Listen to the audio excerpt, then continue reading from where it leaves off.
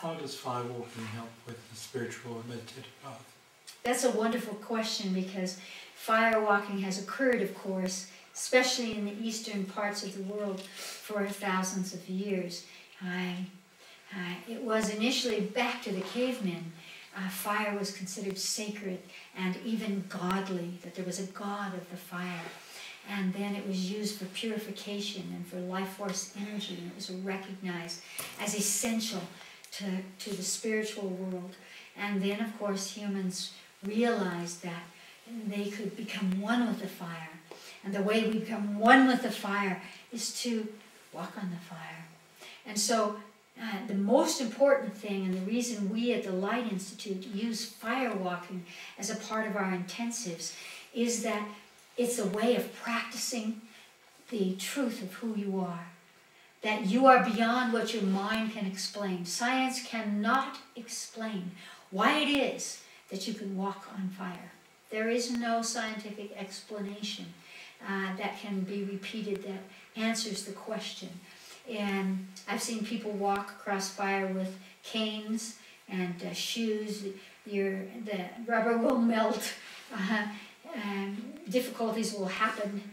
But if you walk barefoot across the fire, your feet will be perfect. Your feet can withstand that. And it's not because of any preparation. It's simply something we know from the ancient systems of medicine, that the element of fire is something that we have inside us. It's not just an astrological thing or an Ayurvedic thing. It is an element within us. We are made of carbon, as are the stars. And so our body relates to fire, because fire brings us carbon, which brings us our essence. So when we walk across the fire, we perform a miracle. And that allows us to view ourselves in a different way. That we have the courage, that we have strength, that we are a miracle.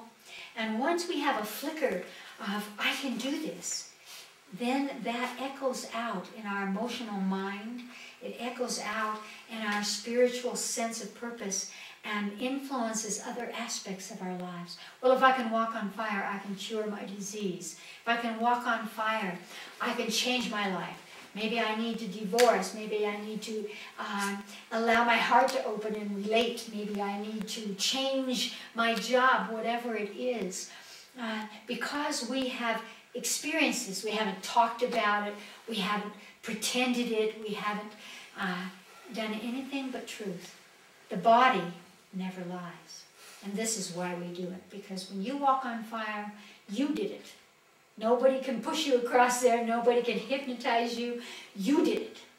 And that recognition inside yourself is what allows you to open the window, let's say, of spiritual essence, to see yourself in that way. Because what is spirituality? It is the unmanifest. It is the inexplicable aspects of the universe, of the divine, that we cannot talk away, that we cannot change with our minds. And so when we walk across fire, we live a moment of truth. And that's what I love about firewalking, and why we will always use it as a way of accessing. When we walk across fire, one of the ways that we help a person to prepare is to connect them with their higher selves, which is the essence. I call it the intuitive essence, the voice of the soul, the megaphone of the soul, that point of truth. And so when we connect with our higher self, we begin to trust our intuition. We begin to trust talents that we might have, precognition, and the capacity to heal ourselves and others. Many points of reference that interweave with a more spiritual expression of our purpose in life. And so only that kind of truth opens us.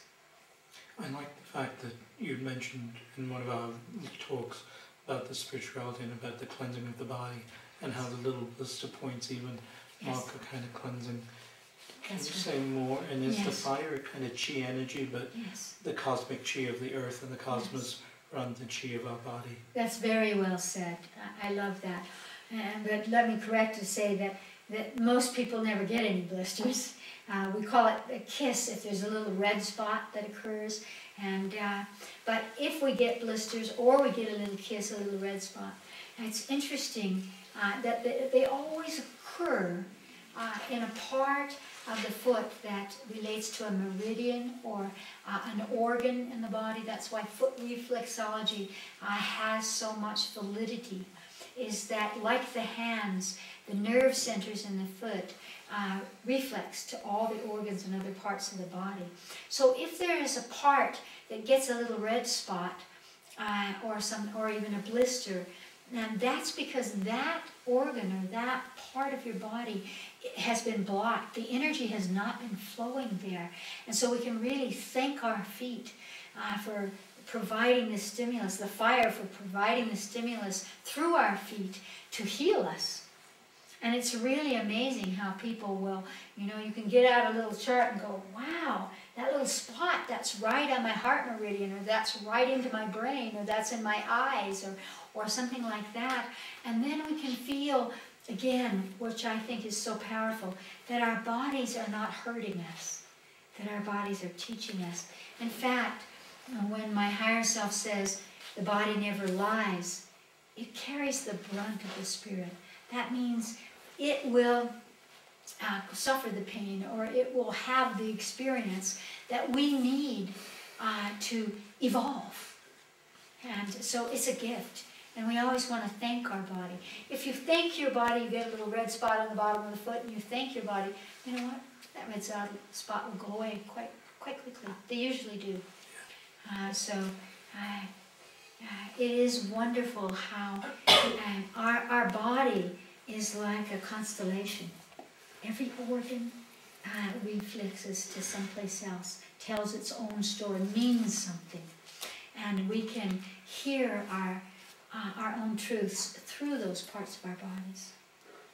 Thank you. Thank you.